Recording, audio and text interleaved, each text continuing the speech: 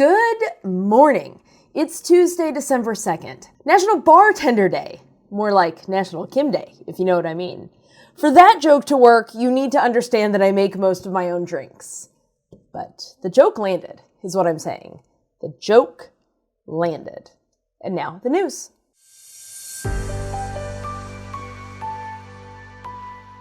All right, I took a week and a day off for the holiday, and I'm back now. And to quote history's greatest poet, what did I miss? A lot, it turns out. I missed a whole lot. It was like the worst time to take a week off, but I did it anyway. So let's jump back into it. Let's start with the tragedy in Washington, D.C. that occurred last week. To be clear, a very preventable tragedy. Last week, Ramanola Lakanwal, a 29-year-old man from Afghanistan, where he served in one of Afghanistan's elite counterterrorism units, which was operated by the CIA with direct U.S. intelligence and military support, and fought the Taliban on behalf of the U.S. government. Because of that work, he was admitted into the United States in 2021 as a part of Operation Allies Welcome, the Biden administration's effort to try and resettle the tens of thousands of refugees that were airlifted from Kabul following the absolute chaos that was the Trump administration's withdrawal. He was granted refugee status in America in April of this year under the Trump administration. So he came in under the Biden administration and was granted refugee status under the Trump administration. I note both administrations because there is a lot of blame right now about which administration is at fault for letting this man into the country. But the fact remains that both administrations, both of them, had a clear look at his background and both cleared him to be here. But on November 26th, for reasons that are still unknown, Lakanwal, who was living in Washington state, drove across the country and shot 2 National Guards in Washington, D.C. 20-year-old specialist Sarah Beckstrom had just joined the Guard 2 years prior. She died on Thanksgiving. Staff Sergeant Andrew Wolf is still in the hospital where he remains in serious condition. As I said, a motive is still unknown, but a volunteer at a refugee resettlement agency told NPR that while there were no warning signs that Lakanwal would do something like this, he was worried that he was suicidal because he had become so withdrawn. So withdrawn, in fact, that volunteers emailed World Relief as well as the U.S. Committees for Refugees and Immigrants and received limited responses. Which isn't to say that those groups are at fault, but limited resources lead to limited responses. From Lakanwal not getting the help he needed to putting National Guard troops where they were never needed to be in the first place so that a small man can feel brave, this was a preventable tragedy every step of the way. The Trump administration's response was to put 500 more troops into Washington, D.C., and to stop issuing visas to anyone from Afghanistan, as well as review anyone who came into America from Afghanistan under the Biden administration. Because they have never once learned the right lesson. A preventable tragedy every step of the way. And listen, you try and take one little holiday week off and all the news happened. So the next story is Pete Hegseth's possible war crimes. Well, no, I guess that's not really the way to describe it because we're not really at war. So the next story is the murder Pete Hegseth allegedly committed. So here's what's happening. That's the name of the show there. As you may recall, Pete Hegseth has ordered the strike of multiple ships in the Caribbean because drugs, we think. He says drugs, but neither he nor Trump have yet to provide any proof at all, even a little bit, that these boats are carrying drugs or drug dealers. We're just supposed to trust them. A tall order to begin with, and that was before Friday's exclusive reporting by the Washington Post, which, after speaking with 7 people who had knowledge of a September 2nd strike that left 2 survivors, revealed that even though those two survivors posed no imminent threat to America, and even though we are not engaged in an official war against the traffickers, even if the president says we are, Pete Hegseth ordered the Navy SEALs to launch a second attack on the survivors, killing them in cold blood. Even if we were at war with those traffickers, an order to kill someone after they are no longer a threat is in itself a war crime. But again, we are not at war. So if it's not a war crime, isn't it just a murder crime? That is what Congress would like to know, as many Democrats and, are you ready for this? Even some Republicans are wondering if this is a crime. They want to investigate this further. In fact, Republican chairs of the House and Senate Armed Services Committees have said that they would like to look into this strike. Now, in case you're wondering how confident the Trump administration is feeling about all this being on the up and up, and investigate away, my guys, Trump has already come out to say that he would not have ordered the second strike. So you've got Trump already backing away. He literally came out and was like, I would have done the first one. I think Pete Hegseth was fine, but I wouldn't have done it. Me, and I'm Donald Trump. Uh-oh. And also, it's kind of maybe not Pete Hegseth's fault, because at first they were like, Pete Hegseth is doing a good job on all these strikes. And now they're like, it's actually Admiral Bradley. We all are familiar with Admiral Bradley, this person that we had definitely heard of before. That apparently is the commander overseeing the operation from Fort Bragg. That who is actually made the call as authorized by Hegseth. This is someone who publicly we had not heard about before, and now all of a sudden they're like, no, it's okay that this happened, but just so you know, even though it's okay that it happened, this guy did it. He's super important. You just haven't heard about. He goes to a different school. So great to know that we've found ourselves a scapegoat. As I said, this is all alleged. Please don't sue me. We will see what today brings as far as bringing Admiral Bradley or Hegseth before Congress for hearings. I should note that there has been a marked increase in calls to something called the Orders Project. This is an organization that provides free legal advice to military personnel, and that uptick began when the strikes began. So maybe the Democrats putting out the video reminding service members that they do not have to follow illegal orders wasn't such a wild idea in the first place.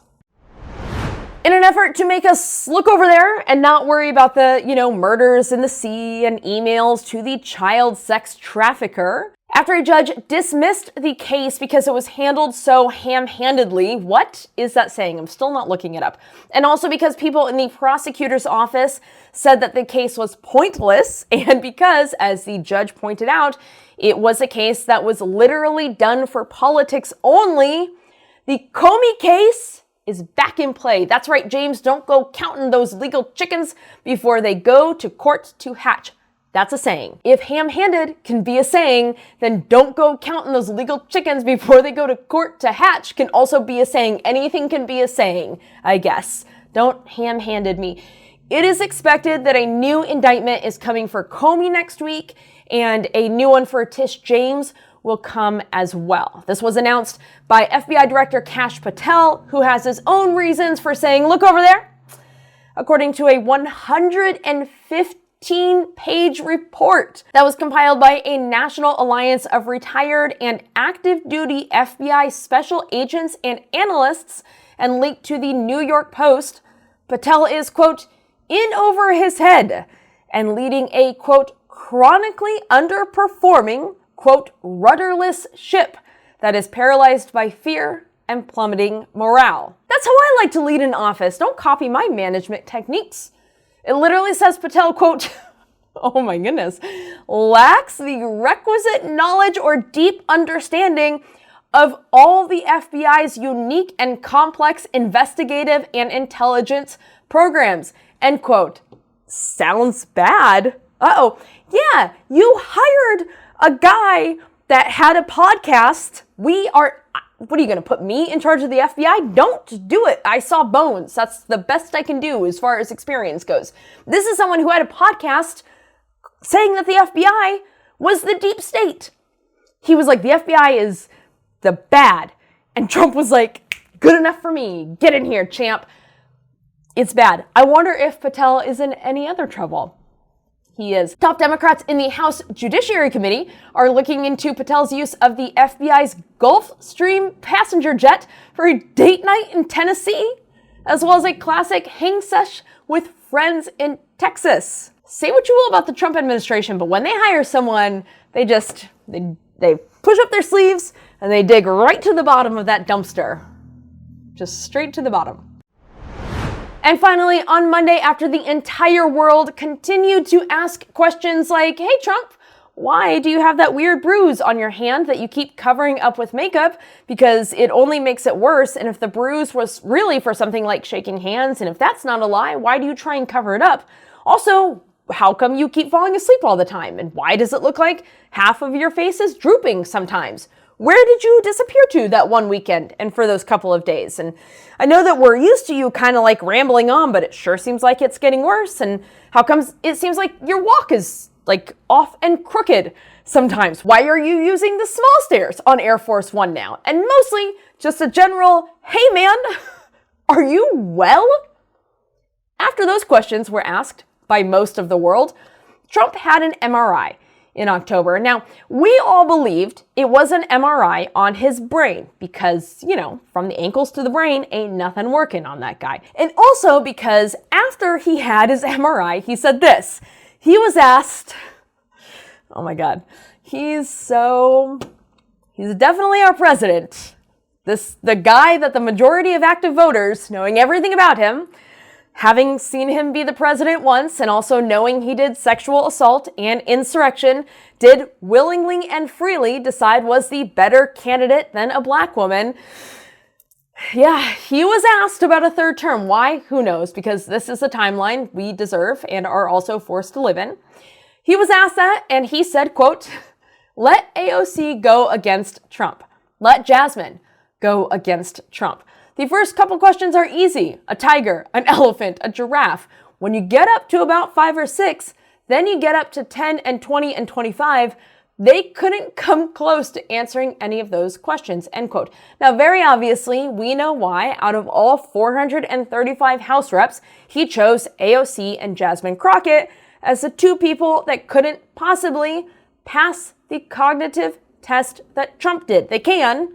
Jasmine Crockett is quite literally a lawyer. She passed the bar.